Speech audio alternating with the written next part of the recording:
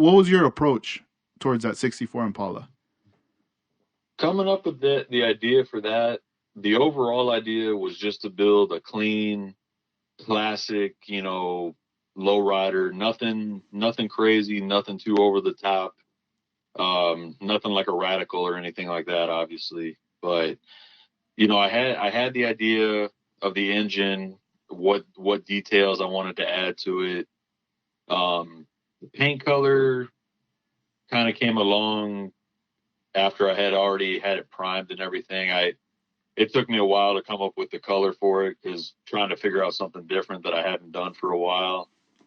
Um, the trunk setup, I'll say when it comes to lowriders, the hydraulic setups are always kind of like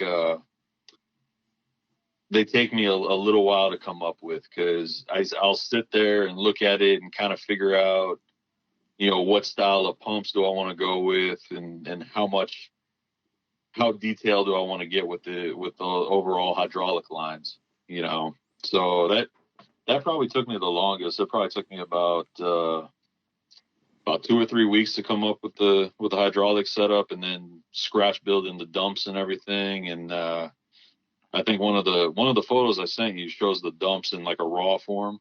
Mm-hmm. And coming up with those and figuring out how I want to lay it out. And that was probably the longest part of the build, honestly, was doing the hydraulic setup. But when I go into these builds, for the most part, I have an overall vision of how I want it to look, but 7 out of 10 times that vision changes as I go along.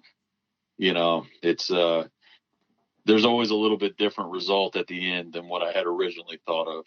So it's just kind of, I guess that's kind of with every artist, though.